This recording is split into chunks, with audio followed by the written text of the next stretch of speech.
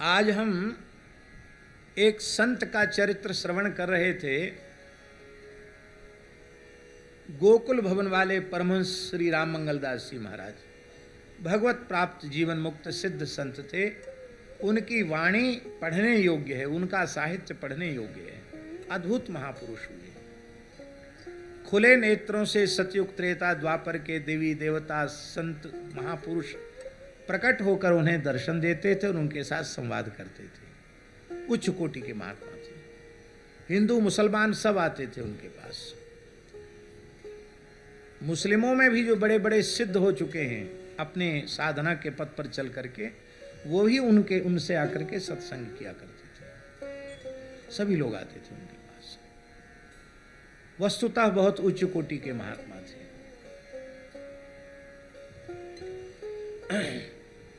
तो कोई ब्राह्मण देवता उनसे दीक्षा लेने के लिए आए थे मंगलदास जी के पास।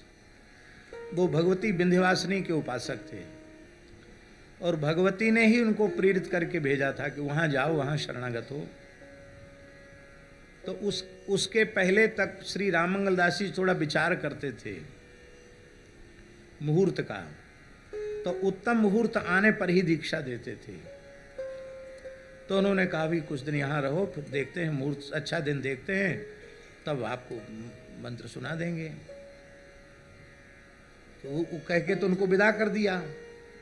उनके जाते ही साक्षात भगवती विंध्यवासिनी माता प्रकट हो गई।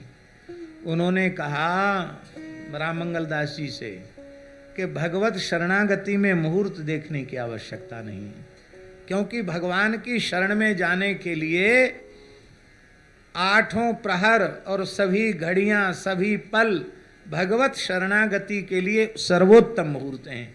दूसरे क्षण का क्या भरोसा।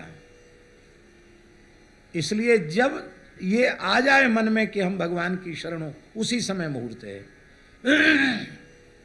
उन्होंने बुलाया पंडित जी को, बोले स्नान करके आओ। फिर उनको कृपा की। कहते इसके बाद फिर उन्होंने वो नियम छोड़ लिया। लेकिन एक नियम थोड़ा वो रखते थे कि दीक्षा वाले से पूछते थे कि भूख तो नहीं लगी है, कुछ खाया कि नहीं खाया। बोले नहीं खाया है। तो बोले पहले कुछ खा लो, खाली पेट में मंत्र पचेगा नहीं। ऐसा कहीं लिखा है कि खाली पेट में मंत्र नहीं पचता है? ये तो विनोद की बात है। वो कहने का भाव ये था कि भूख लगी होगी तो मन भूख में होगा, अन्न में होगा। तो मन पूरी तरह भगवान में होना चाहिए। पहले कुछ खा लो, थके हुए हो तो थोड़ा विश्राम कर लो, फिर मुंडन करा के सरयू स्नान करके आओ।